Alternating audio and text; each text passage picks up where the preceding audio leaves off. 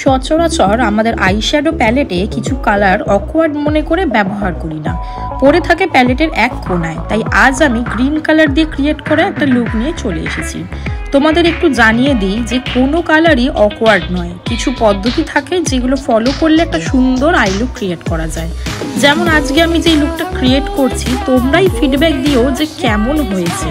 তাছাড়া তোমরা চাইলেই এই লুকটা ক্রিয়েট করতে পারো যে কোনো পার্টিতে, তবে কিছু স্টেপ ফলো করতে হবে, যার জন্য ভিডিওটা পুরোটা দেখতে হবে, স্কিপ করলে কিন্তু চলবে না।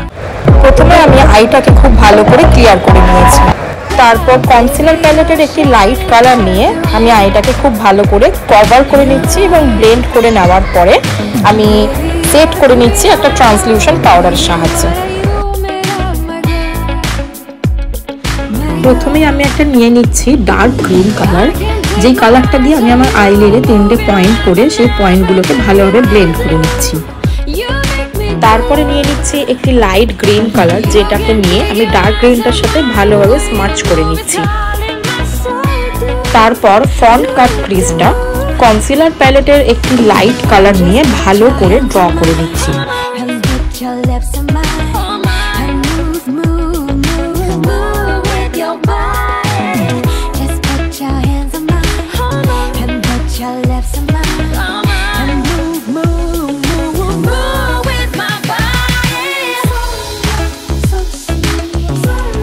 তারপরে আমি একটা শিমার গ্রিন কালার ইউজ করে নিচ্ছি, যাতে একটু গ্লোলি ফিনিশ দেয় তার জন্য।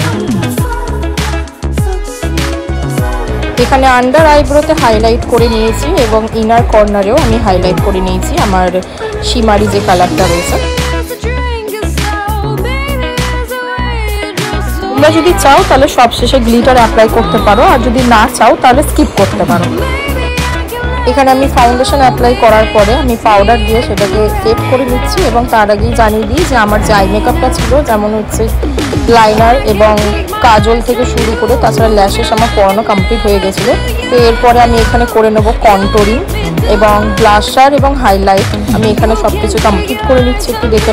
এখানে আমি একটা লিপ প্যালেটের মাধ্যমে ওমব্রে লিপ ড্র করে নিচ্ছি। লিপ লাইনারটা একটু ডার্ক রেখেছি এবং ভেতরের যে শেপটা রেখেছি সেটা একটু নিউড রেখেছি।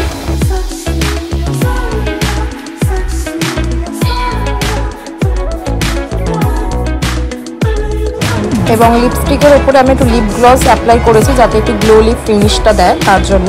তাছাড়া এখানে আমার ফুল লুক কমপ্লিট হয়ে যাওয়ার পরে আমি এখানে ফিক্সার ইউজ করেছি, যাতে পুরো ভালোভাবে বেসটা সেট হয়ে যায়।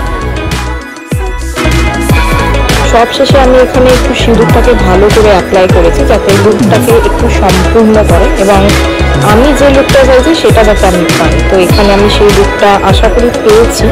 তো আজকের জন্য এতটাই, এটা আমার ফাইনাল লুক। তোমরা একটু ফিডব্যাক দিও যে তোমাদের কেমন লেগেছে। তো আপাতত টাটা, দেখা হচ্ছে আবার পরে। ভালো থেকো সবাই।